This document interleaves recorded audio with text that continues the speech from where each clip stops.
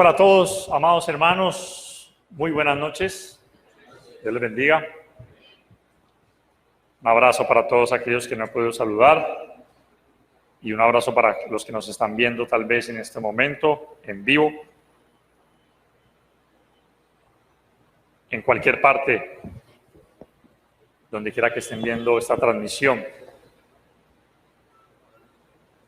Gracias a Dios, hermanos, por el privilegio y la oportunidad nuevamente con ustedes de poder compartir el mensaje de la palabra de Dios, seguir aprendiendo de lo que Dios nos sigue enseñando en esta maravillosa carta que estamos estudiando cada miércoles, la carta de Filipenses, en donde, hermanos, vemos una palabra en común, ¿recuerdan?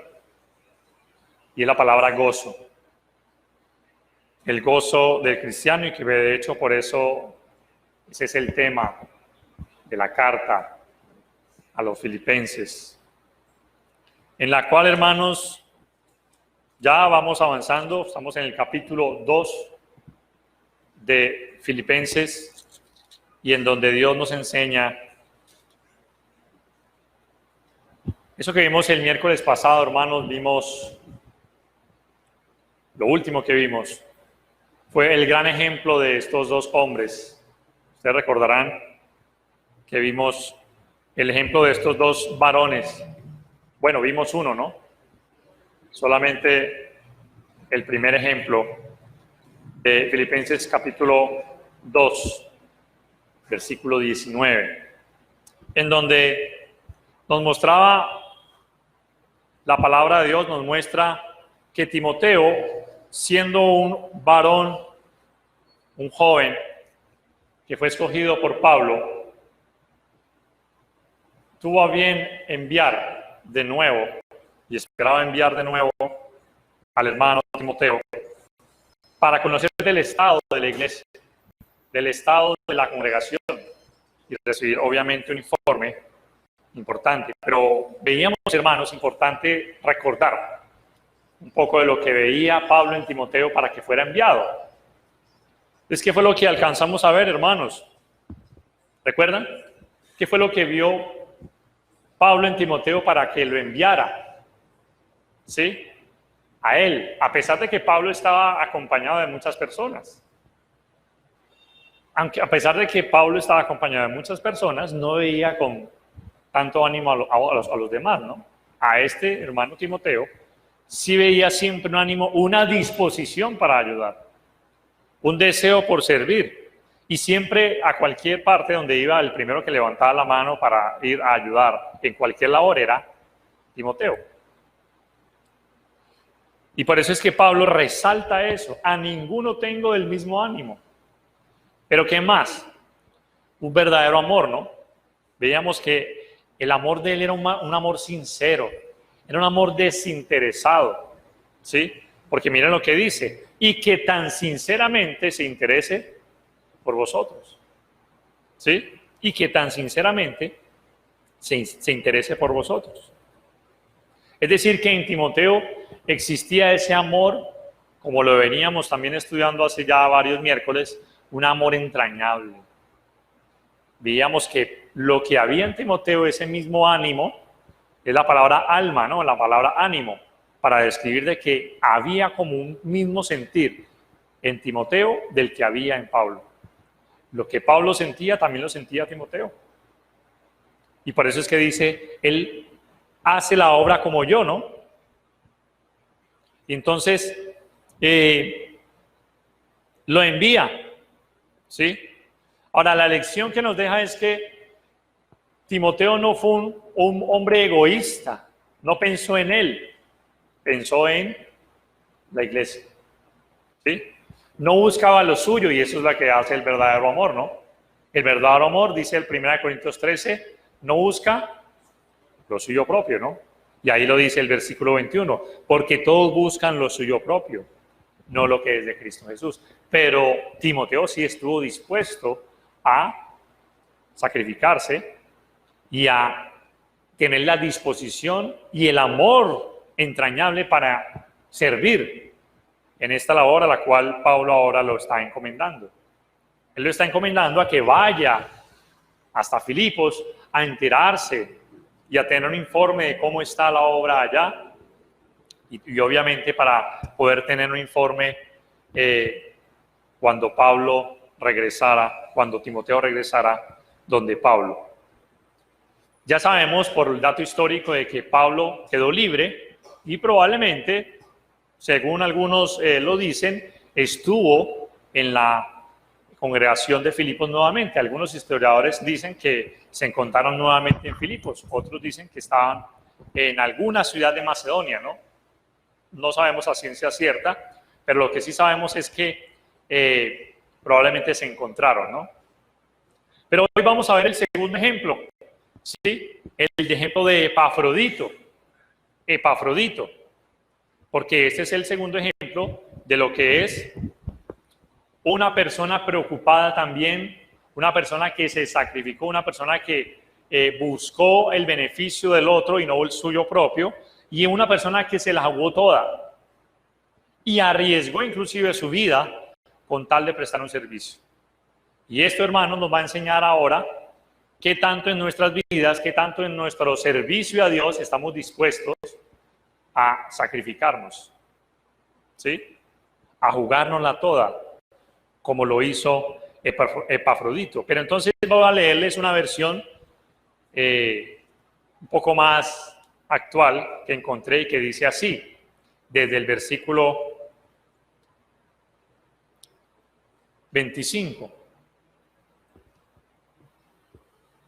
Mas tú, dice, entonces, he creído necesario enviaros a Epafrodito, mi hermano y colaborador y compañero de milicia, vuestro mensajero y servidor de mi necesidad, porque os echa mucho de menos y está preocupado por todos vosotros, porque sabe que os habéis enterado de que estaba enfermo, y vaya si lo estuvo, y en peligro de muerte. Pero Dios tuvo misericordia de él, y no solo de él, sino también de mí, para que no se me echara encima una tristeza sobre otra. Así que os lo envío con la presente, para que al verle recuperéis el gozo y a mí se me quite un peso de encima. Recibidle en el Señor con el mayor gozo y tened en el debido aprecio a los que son como él, porque estuvo a las puertas de la muerte por la obra de Cristo, jugándose la vida para suplir el servicio que vosotros no me podíais prestar. Ahora, el nombre Epafrodito significa encantador. Así que vamos a ver a un hombre realmente encantador. Vamos a ver ejemplo de ese hombre, de ese cristiano, de ese siervo, hermano, y va a describir otras cualidades más, que fue una persona encantadora por sus cualidades. Sí, qué bueno que a usted le digan hermano o hermana, hermano, usted es un hermano encantador, no porque tenga tal vez carisma o por su presentación, sino por su servicio, por su forma de servir a los demás, ¿sí? Por su amabilidad también para con los otros. Entonces, vamos a ver, hermanos, que primeramente el contexto, vemos en la iglesia de Filipos que la iglesia de Filipos era una iglesia pobre. ¿Sí? Si vemos en 2 Corintios capítulo 8, versículo 1, ahí vamos a encontrar que Filipos era una ciudad de la provincia o de la región de Macedonia. Esa ciudad, dice 2 Corintios 8, 1, que eran pobres los de Macedonia. Asimismo, hermanos, os hacemos saber la gracia de Dios que se ha dado a las iglesias de Macedonia, que en grande prueba de tribulación la abundancia de su gozo y de su profunda pobreza abundaron en riquezas de su generosidad. Pablo hablando de la ofrenda que se estaba recolectando para la iglesia o para la región de Judea en ese momento, y que los hermanos de Macedonia habían participado y rogaron participar en esta ofrenda. Pero para ver un poco entonces sabemos y entendemos por esto que la iglesia de Filipos no era una iglesia rica, digámoslo, una iglesia con prosperidad material abundante.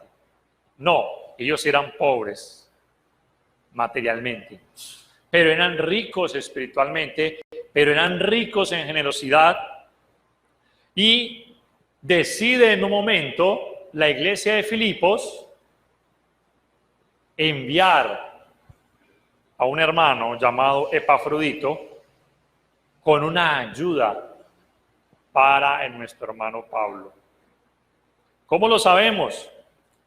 Bueno, Filipenses capítulo 4 nos va a hablar, ya en su momento entraremos a ese capítulo, versículo 10, donde se nos dice: en gran manera me gocé en el Señor de que ya al fin habéis revivido vuestro cuidado de mí, de lo cual también estabais solícitos, pero os faltaba la oportunidad.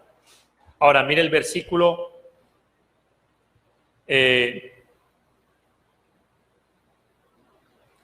18. Pero todo lo he recibido y tengo abundancia y estoy lleno, habiendo recibido de Epafrodito lo que enviasteis. Y habla de que la ofrenda, esa ofrenda, fue un olor fragante, fue un sacrificio acepto, agradable a Dios. Había sido enviado Epafrodito por la iglesia de Filipos con una ofrenda, y una ofrenda abundante. Entonces miren cómo esta iglesia, a pesar de sus circunstancias económicas, primeramente pensó en ayudar y sacrificó, inclusive tal vez sus propias comodidades, por ayudar. Y eso, hermanos, nos debe ir enseñando de cómo los hermanos de Filipos amaban a Pablo, ¿no? Y cómo estaban dispuestos, aún en medio de sus dificultades, a ayudar a nuestro hermano Pablo. Entonces envían a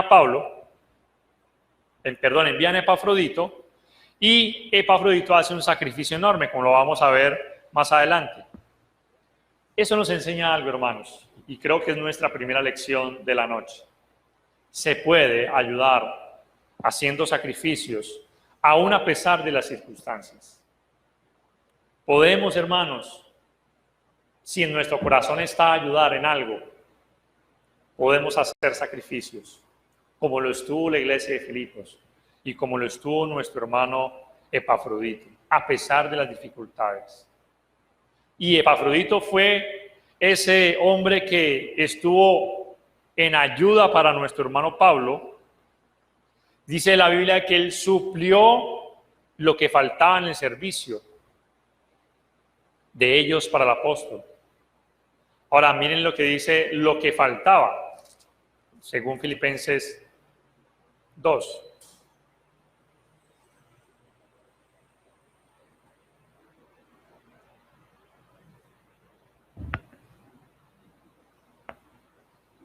Perdón, capítulo 4.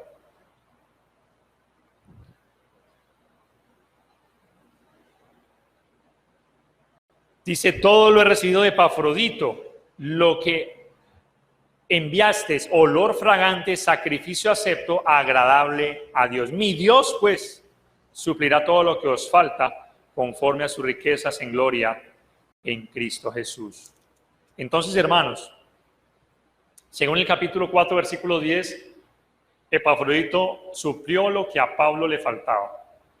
Suplió eso, ¿sí? Mientras Pablo estaba encarcelado en Roma, a Pablo tenía escasez. Estaba sufriendo de escasez. Y ellos vieron la oportunidad de ayudar al hermano Pablo. Hermanos, el amor se trata de eso, de no desaprovechar las oportunidades. El amor que realmente actúa y que no simplemente se profesa. El amor, hermanos, de esta congregación y de nuestro hermano Epafrodito, al viajar y correr algunos riesgos que vamos a verlos ahora más adelante, está dispuesto, hermanos, a tener una oportunidad para ayudar, a buscar una oportunidad, ¿sí? Y vemos, hermanos, esa actitud amorosa de nuestros hermanos de Filipenses y una actitud también amorosa del hermano Epafrodito y no egocéntrica. Porque la Biblia dice en Filipenses 2, vamos a Filipenses 2,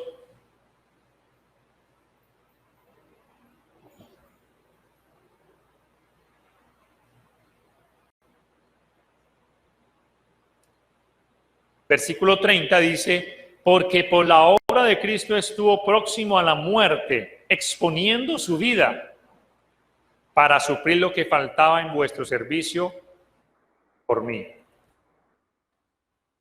Epafrodito no fue egoísta, no pensó en él, sino que pensó en cómo podía ayudar a Pablo.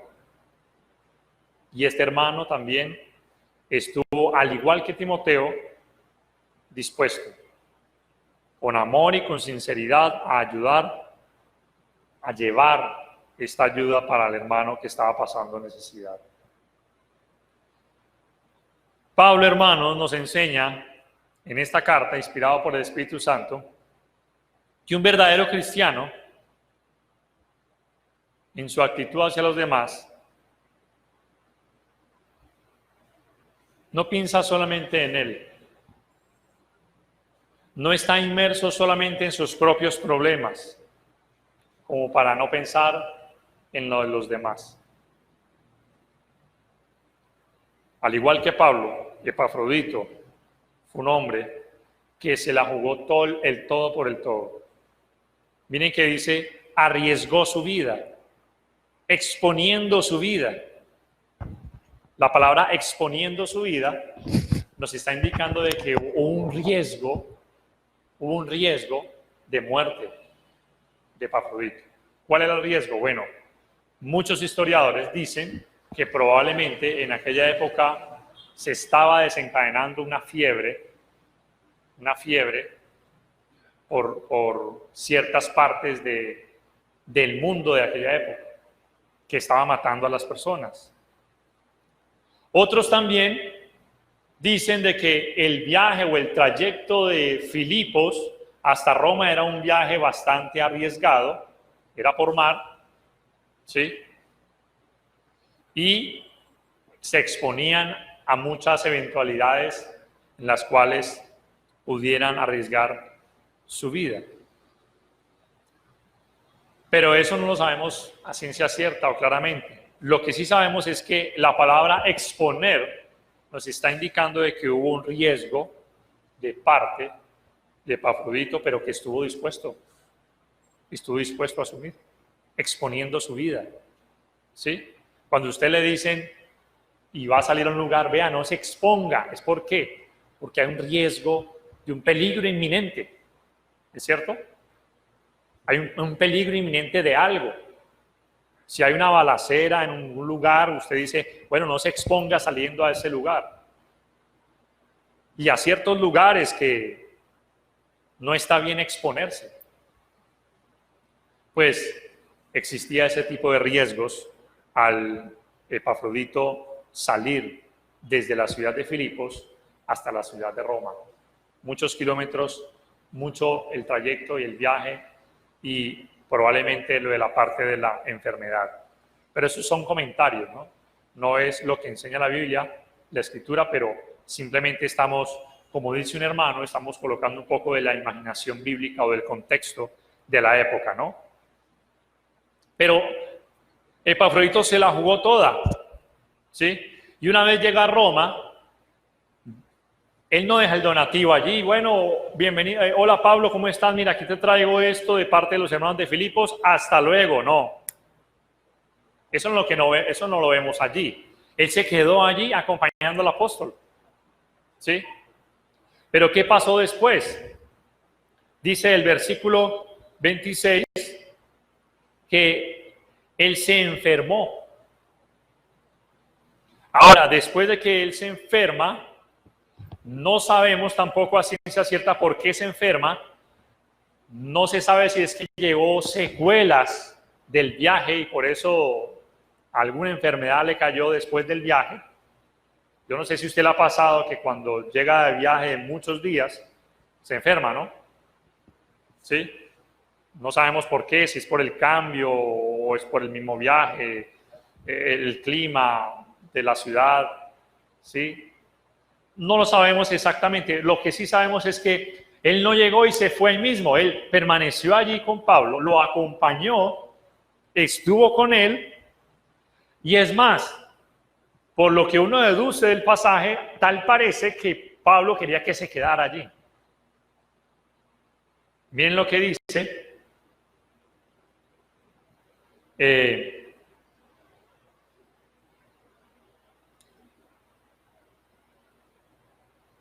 Versículo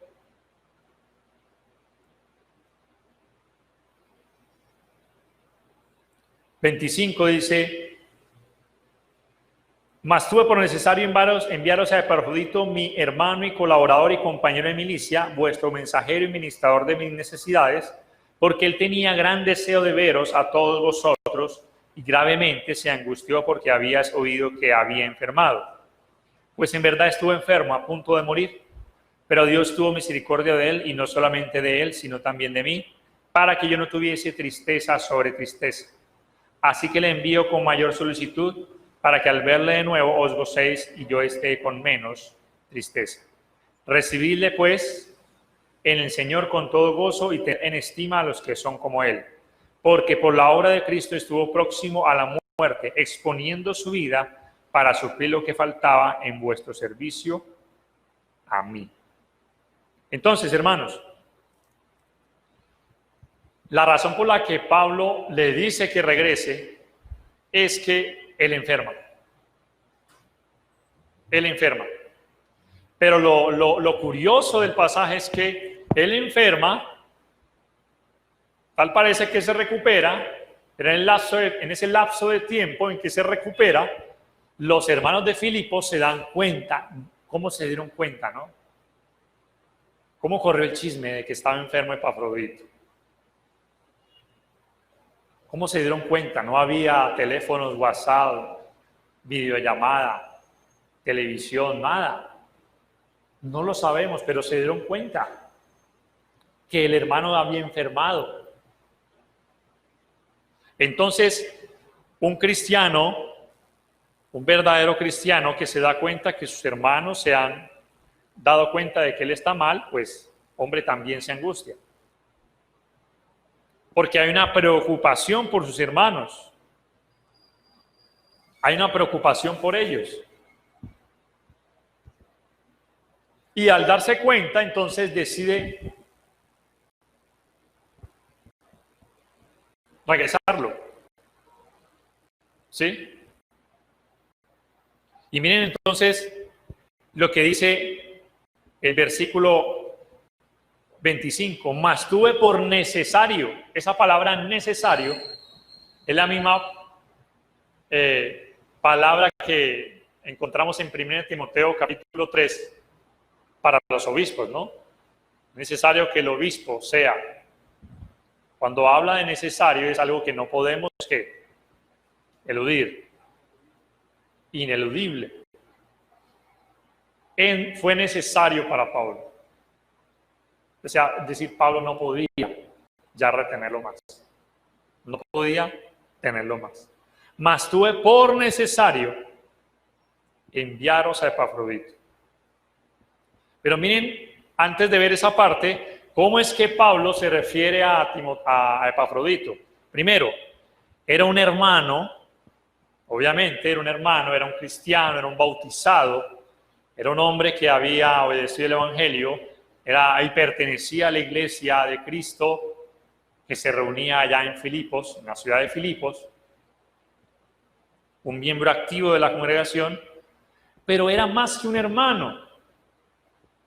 No era un hermano simplemente que venía y se sentaba, escuchaba una predicación y ya, chao, hasta luego. No, era más que un hermano.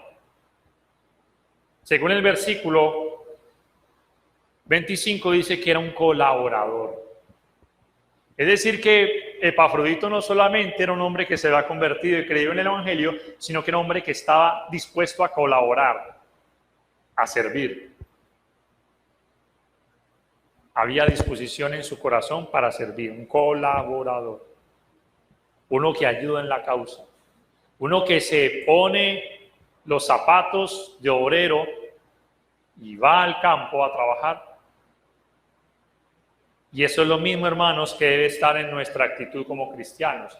Que no nos limitemos simplemente a ser hermanos. Que no nos limitemos simplemente a, ya soy hermano en Cristo, ya fui bautizado y ya ahora me siento y recibo lo que Dios me ha enseñado y ya. Sino que seamos más que hermanos, seamos colaboradores. Busquemos servir en lo que más podamos o en lo que Dios nos permita y Él mismo ponga, porque es de Dios poner a cada uno de los que estamos aquí, dar dones para que sirvamos, para que colaboremos. Pero más que un hermano y un colaborador, dice la Biblia ahí en versículo 25, dice que era un compañero de milicia. Y un compañero de milicia es uno que está al lado de otro que está en una milicia. Y el término milicia es un término militar que indica, hermanos, de que está allí luchando con los que también están luchando, sosteniendo al que está siendo herido, ayudando al que está batallando. Compañero de milicia. Pablo, recuerden, hermanos, recordemos, Pablo está en prisión. Pablo está encadenado con un soldado allí. Pablo está viendo a un soldado. Y por eso Pablo utiliza el término milicia, compañero de milicia. Porque eso es lo que nosotros tenemos que hacer. El soldado, hermano, siempre está dispuesto a ayudar a otro que está siendo caído. ¿Cierto? La pregunta es si nosotros estamos siempre con la disposición en nuestras vidas, en nuestro corazón, de ayudar a otros que están siendo caídos. Si estamos también en la milicia, juntos. ¿O ustedes qué pensarían que un grupo de soldados que va a la guerra, cada uno fuera por su lado? No, los que hemos visto, batallas y esas películas de guerra, donde hay batallas, los soldados van juntos, cubriéndose uno al otro, haciendo frentes. Y uno va adelante y el otro lo cubre. Y si uno es caído, el otro recoge. Y en los grupos de soldados hay médicos. Y el médico recoge al soldado. O el otro que ha sido herido lo levanta y lo lleva. Nos enseña, hermanos, de que nosotros hacemos parte como iglesia. Si vamos a darle la aplicación ahora a este pasaje, es que como iglesia, como hermanos, necesitamos cada día eso, apoyarnos unos a los otros, sostenernos, levantar al caído. Y estar al lado de los que están también luchando. Porque la iglesia, hermanos, y los cristianos no somos islas donde cada uno va tras su propio beneficio y propósito, sino con una causa que es la causa de Cristo. No debemos entonces menospreciar la obra de Cristo. Él no era un predicador. Probablemente Epafrodito no era un predicador, pero sí era un servidor. Era un servidor, era un colaborador. Tal vez puede que algunos consideren corrientes y poco importantes los deberes de Epafrodito. Llevar una ofrenda, eso lo hace cualquiera, pero no era una parte de cualquiera. La Biblia dice en el versículo 30 que él hacía la obra de Cristo. Porque por la obra de Cristo, versículo 30. Y nos enseña, hermanos, que cualquier labor, por pequeña que parezca, es una labor, se aporta para la obra de Cristo. Por pequeña que parezca.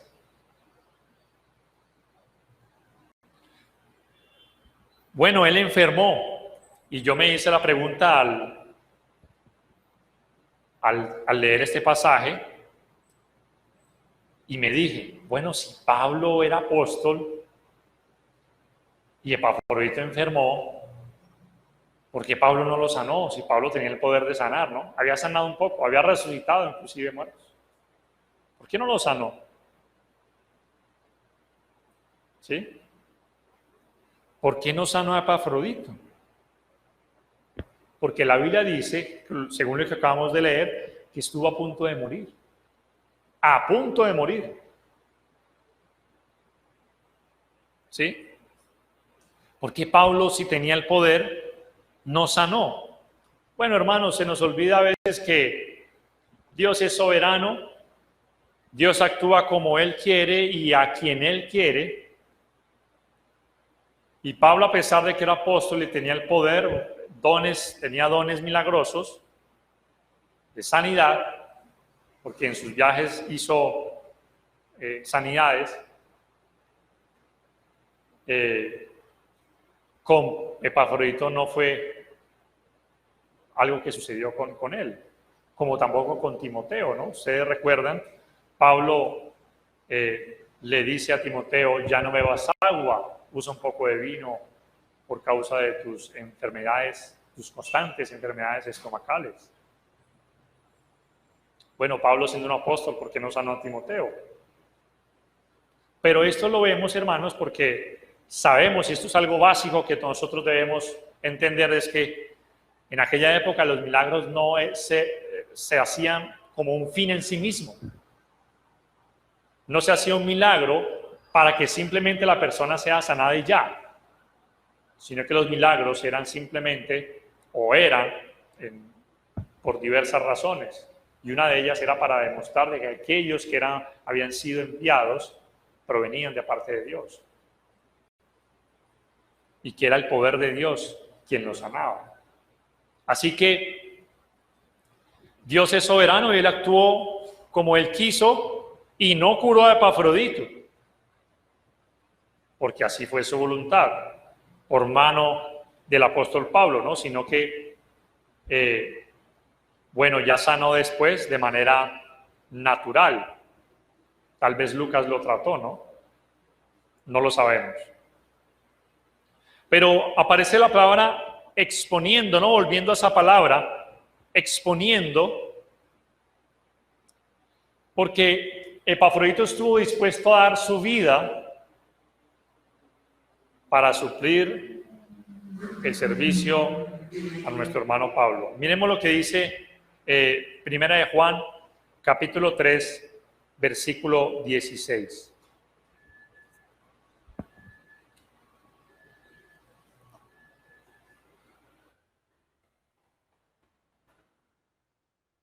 Primera de Juan, capítulo 3, versículo 16. En esto hemos conocido el amor, en que Él puso su vida por nosotros, también nosotros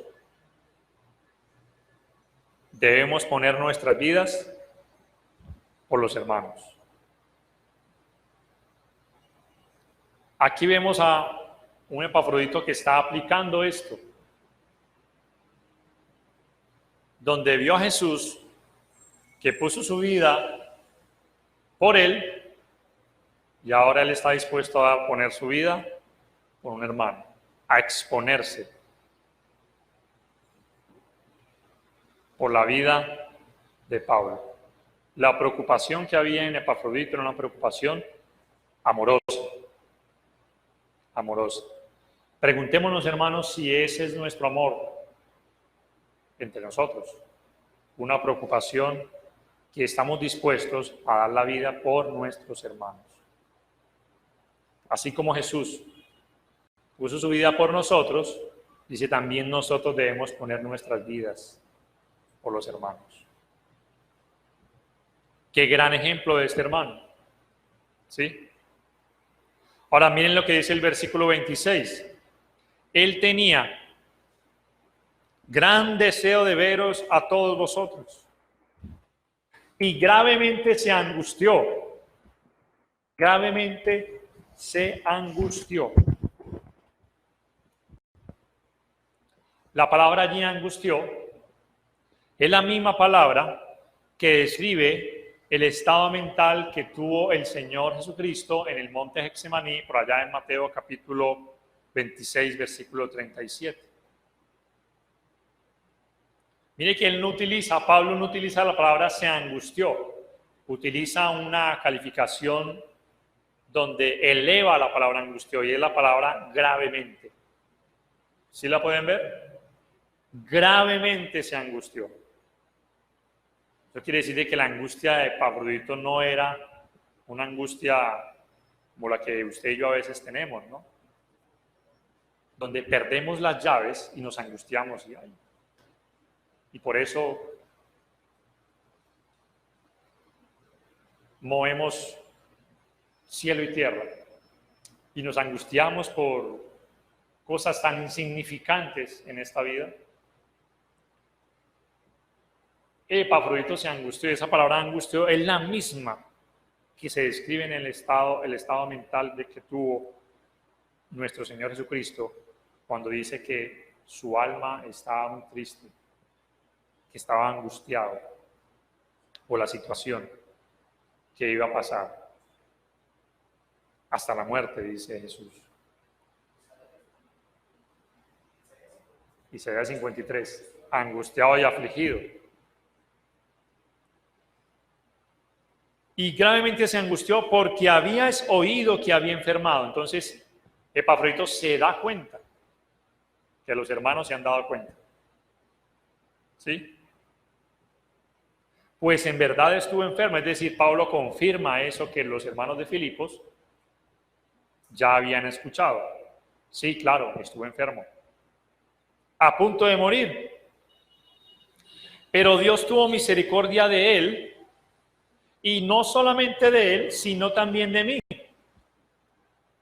¿Para qué? Para que yo no tuviese tristeza sobre tristeza. Pablo también está describiéndose allí de que él, si Epafrodito moría, pues iba a tener una tristeza mucho más grande, ¿no?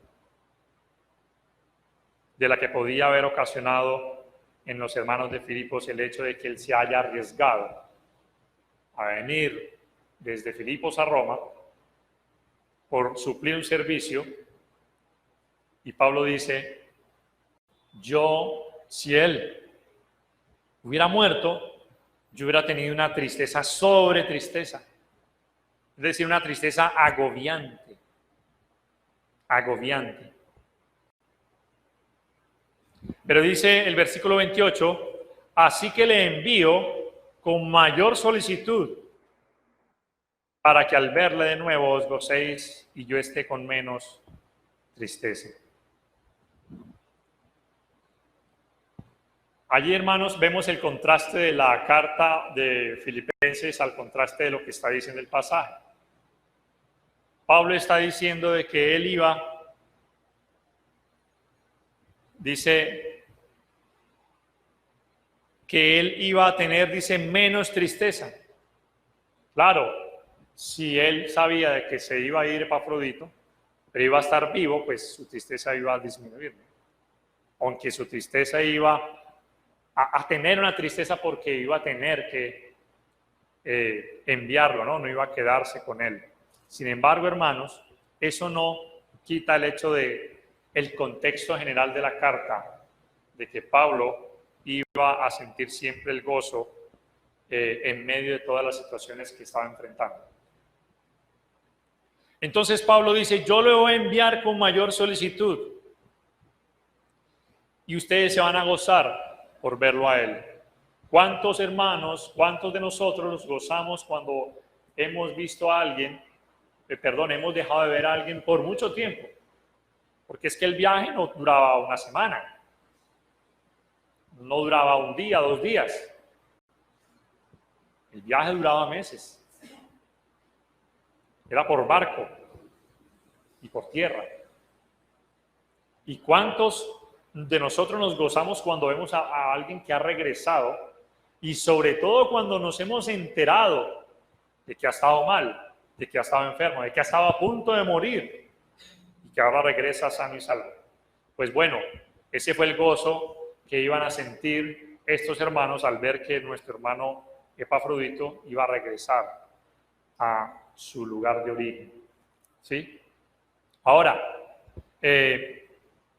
versículo 29 dice, recibidle pues en el Señor con todo gozo y tened en estima a los que son como Él.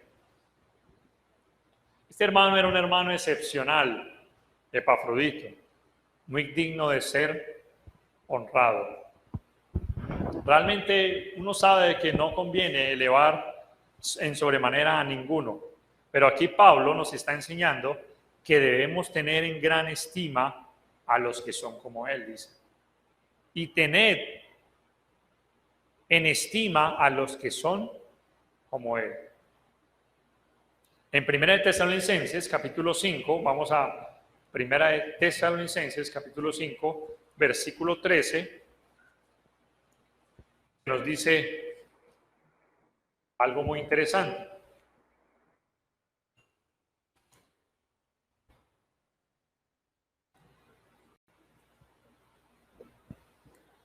Vamos a leer el versículo 12. Os rogamos, hermanos, que reconozcáis a los que trabajan entre vosotros y os presiden en el Señor y os amonestan, y que los tengáis en mucha estima y amor por causa de su obra. Tened paz entre vosotros. En ese pasaje de Tesalonicenses, Pablo está enseñando la importancia de tener en estima a los que presiden y a los que nos amonestan en el Señor, es decir, de respetarlos, de sujetarnos y de tenerlos en un gran concepto, en una gran estima. Bueno, Pablo está también haciendo esto con Epafrodito. Ténganlo a él también. Tener estima a los que son como él. A él y a los que son como él. ¿Sí? A los que son como él. En Romanos capítulo 13, versículo 7, que aunque el contexto de este pasaje no está hablando de la conducta de nosotros hacia otro hermano, sino de nuestra conducta hacia las autoridades civiles, no quita el hecho de poder sacar una aplicación para el trato que debemos tener también entre los que presiden en el Señor. Dice Romanos capítulo 13, versículo 7, pagad a todos los que debéis, al que tributo, tributo, al que impuesto, impuesto, al que respeto, respeto, al que honra, honra, honra. Pablo, hermanos,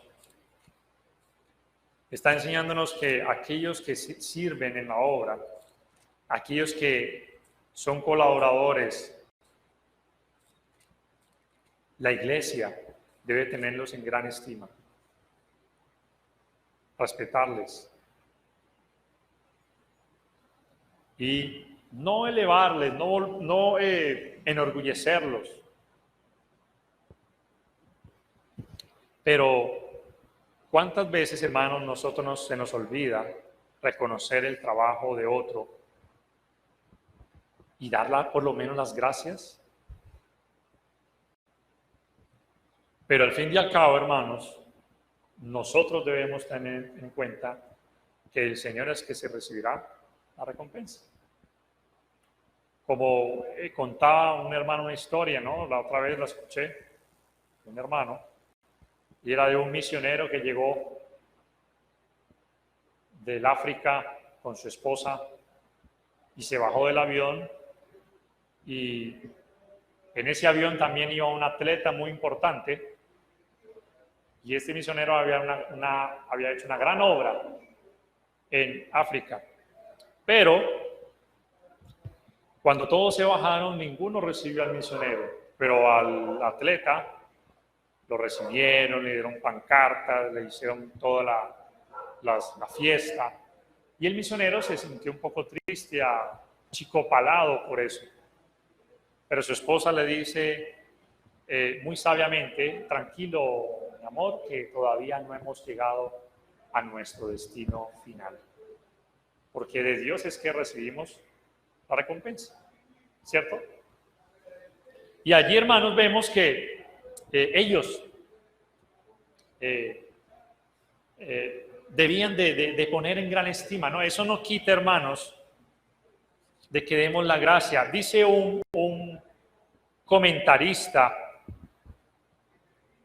lo siguiente, y abro comillas, dice: no conozco de ninguna comunidad que se haya perjudicado por decir gracias demasiado o por mostrar afecto unos a otros. Pero sí sé de muchas iglesias y familias que se han enfriado y han perdido atractivo y se han vuelto frágiles debido a la falta de un sano afecto entre sus miembros. La importancia de dar las gracias, ¿no? Pero siempre, hermanos, es importante no verlo como una especie de alabanza, porque la gloria y la honra serán siempre de Dios. Para terminar, hermanos, concluimos algo muy importante. Él estuvo próximo, dice allí, versículo 30, por la obra de Cristo, a la muerte, dice, estuvo próximo a la muerte, exponiendo su vida para suplir lo que faltaba en vuestro servicio por mí.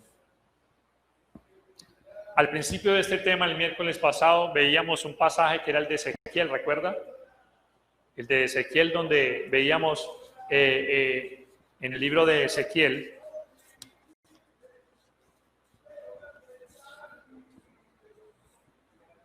capítulo 22, versículo 30, donde Dios estaba buscando hombres.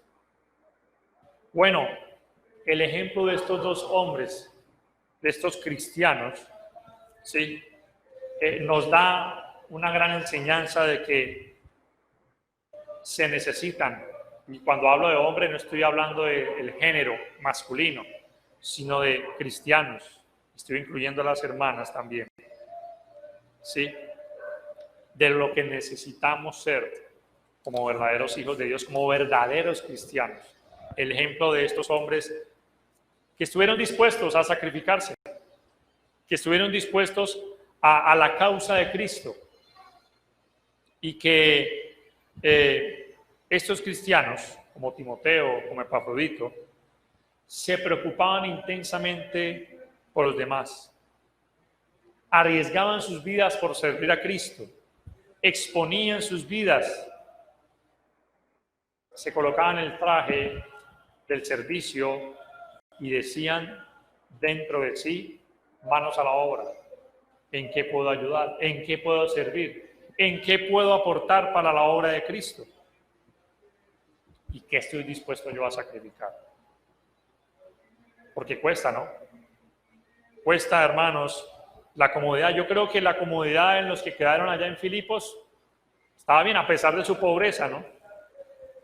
Pero creo que ellos estaban más cómodos que lo que estuvo Epafrodito, que lo que estuvo en su largo viaje hacia Roma, en su estadía allá, en su enfermedad y en su angustia, al saber de que los hermanos de Filipos se habían enterado de que él estaba enfermo. Eso es un gran ejemplo, hermanos, que nosotros debemos buscar cada día practicar. No nos limitemos simplemente a ser hermanos. Somos hermanos, no nos limitemos solamente a eso, a ser hermanos, a quedarnos como hermanitos, sino seamos más, seamos colaboradores, seamos compañeros de milicia. Gracias, hermanos, Dios les bendiga. Vamos a quedar con nuestro hermano Oscar.